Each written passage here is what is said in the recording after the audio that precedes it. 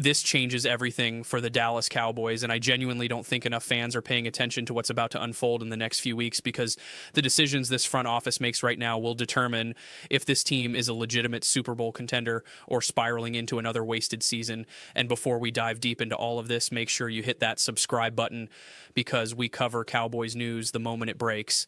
And trust me, you're going to want to be here for what's coming. All right, let's get into it, because there's so much happening right now, starting with the draft, and one name that keeps popping up in Cowboy circles is Anthony Hill, the linebacker out of Texas. And here's the deal with this kid, because I've watched a ton of film on him, and the flashes are absolutely electric. Like when this guy is moving downhill and attacking the line of scrimmage, he looks like a future Pro Bowler. And here's the part that concerns me a little bit. There are moments where the processing speed just isn't quite there yet, and if you've been following football long enough, that might remind you of another linebacker who came out with tons of hype and physical ability, but took time to develop his instincts. And I'm talking about Kenneth Murray, who was a first-round pick. So that comparison isn't necessarily a death sentence, but it does tell you something about where Hill is in his development. Now, here's the thing, and this is what nobody's really talking about publicly. Hill is absolutely heading to the NFL draft, and most evaluators I'm seeing have him graded as a day 2 prospect, meaning second or third round. And honestly, for this Cowboys team that desperately needs bodies at linebacker, that grade works perfectly, because you cannot take a linebacker in the first round, given all the other holes on this roster. But rounds 2, 3, even 4, you have to come away with linebacker help, period, end of discussion. This organization has neglected that position for way too long, and the depth chart is embarrassing when you really look at it. So if Dallas trades down, which I think they should, and grabs Hill somewhere on day 2, I'm completely on board with that, even if some people think it's a slight reach, because at some point you just need warm bodies who can actually play the position. But here's where things get really interesting and honestly a little frustrating, because if this front office goes bargain bin shopping in free agency again, we have a massive problem on our hands. And I cannot stress this enough. The Cowboys do not have the draft capital to fill all their needs through the draft alone. They simply don't have enough picks to address linebacker, defensive end, cornerback, safety, and everything else that needs fixing, which means they have to spend real money in free agency this offseason. And if Jerry Jones comes out talking about value signings and being smart with the checkbook, fans should be genuinely concerned, because that approach is not going to cut it this year. And here's something that actually works in Dallas's favor, even though it sounds bad on the surface. In years past, this team prided itself on being a draft and develop organization, which meant they would pay their own guys big contracts when those rookie deals expired. But here's the crazy part. Several of those recent draft classes have been complete misses, so the money they would have earmarked for those homegrown players is now available to spend elsewhere.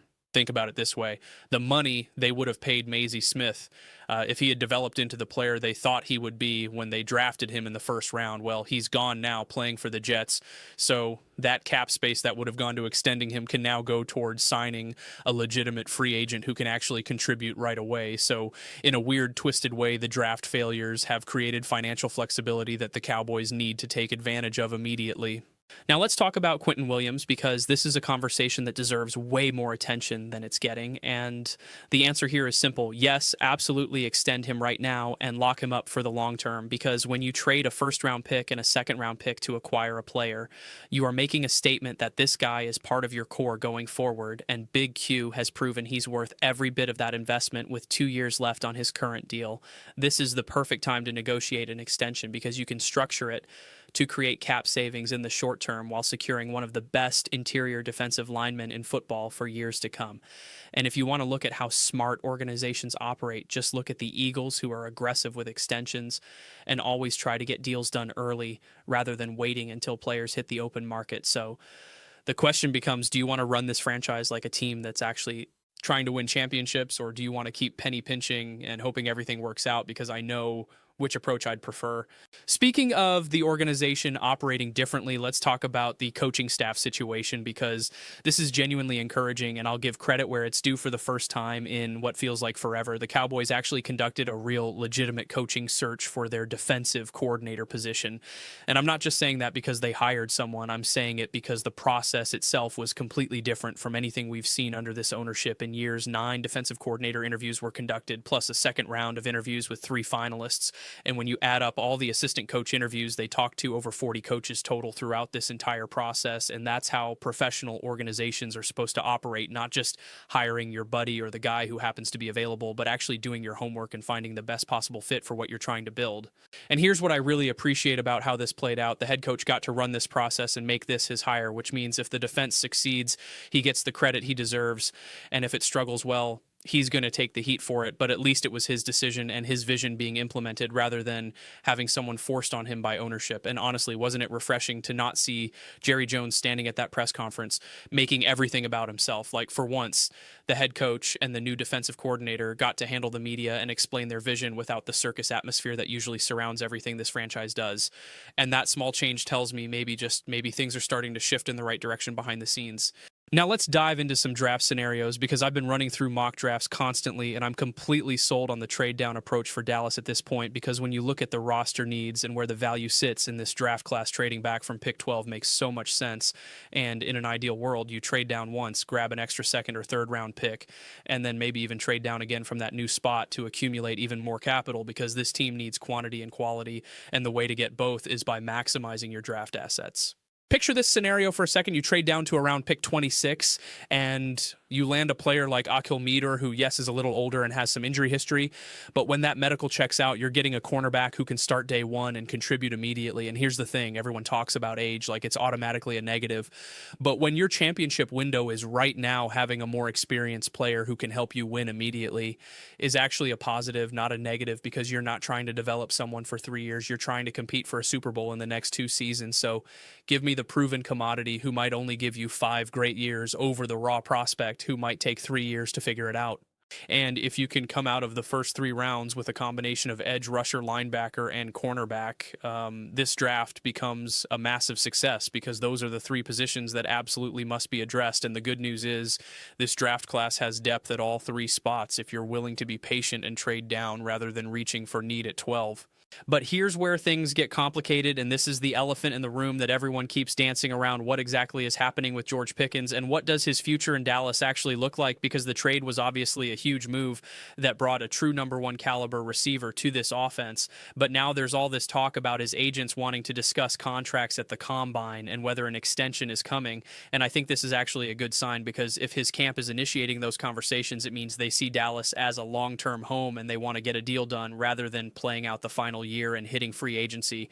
And the Cowboys absolutely should want to lock him up, because finding true alpha wide receivers in this league is incredibly difficult. And when you have one, you pay him and keep him around as long as possible. Now, I've seen some fans suggesting that Dallas should just trade Pickens and recoup draft capital, and I understand the logic, especially if you could get a first round pick and a third back in return. But here's my problem with that thinking. What exactly are you accomplishing by trading him? Because then you just have another hole to fill at wide receiver and you're back to square one. And yes, Ryan Flournoy showed some nice things last year, and Jalen Tolbert actually put up decent numbers, but there's a massive difference between being a capable third option when defenses are focused on Lamb and Pickens versus being asked to step up as the true number 2. And I don't think people fully appreciate that distinction, because Flournoy's production came in an environment where he wasn't getting the opponent's best cornerback on every snap. So if you move on from Pickens, you immediately have to go find another receiver anyway, which defeats the entire purpose of making that trade. So unless someone offers you a package that just blows you away, I think you keep Pickens, work out the extension, and move forward with one of the better receiver duos in the entire league. Let's shift gears and talk about Brandon Aubrey for a second, because this is actually a fascinating situation that the Cowboys are navigating right now with restricted free agency and tender decisions. And look, I'm just going to say it. Aubrey is the best kicker in the NFL right now, and it's not particularly close. The things he does from 50-plus yards are absolutely ridiculous, and any team in the league would love to have him. But here's the reality of the situation. He's a kicker, and I don't mean that disrespectfully, but when you start weighing the value of positions, a really good starting linebacker who can play every snap on defense is probably worth more to a team than even an elite kicker, which is why I don't think any team is going to offer a second-round pick to sign him away, even though his talent level absolutely warrants that type of compensation. So putting the second-round tender on him and then working out a long-term extension is the right approach, and I'd shocked if another team actually tries to poach him. Now, here's where we need to have a serious conversation about edge rusher, because this might be the most critical position for Dallas to address this offseason, and there's been a lot of speculation about who they might target, with names like Max Crosby, Trey Hendrickson, and Bradley Chubb all floating around. And I think if you read between the lines of what the team is doing, the most realistic target is probably Chubb, because Crosby is going to cost an absolute fortune, and the Raiders are reportedly asking for a Micah Parsons level package in any trade discussions. And league insiders have suggested that price tag is probably too rich for what Dallas is willing to pay. And Hendrickson could command something like $25 million per year, which would be 5 times larger than the biggest annual contract the Cowboys have given to an outside free agent in the last decade. So historically speaking, that level of spending just isn't in the team's DNA. Chubb, on the other hand, might be available at a more reasonable price point, and while he's had some injury concerns in recent years, when healthy, he's still a legitimate game wrecker off the edge, and sometimes you have to take calculated risks on talented players who have had durability issues, because the alternative is settling for mediocre options who are always available but never actually move the needle. So if Dallas can get Chubb on a reasonable deal with some injury protections built in, I'd be very interested in that fit. And we have to talk about the cornerback situation, because the new defensive coordinator is reportedly someone who wants to run press man coverage, and that schematic preference is going to heavily influence how the Cowboys approach this position in the draft and free agency. And here's the good news.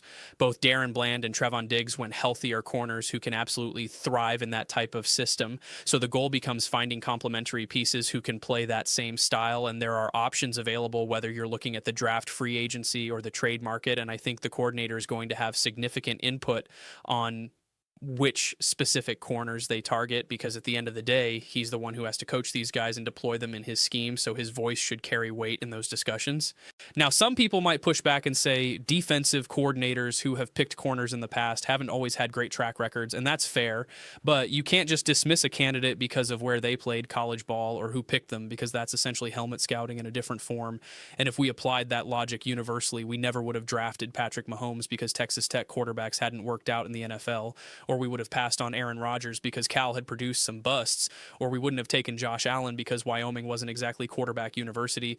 So you have to evaluate each prospect individually and trust your scouting process rather than making decisions based on superficial patterns that don't actually predict future success.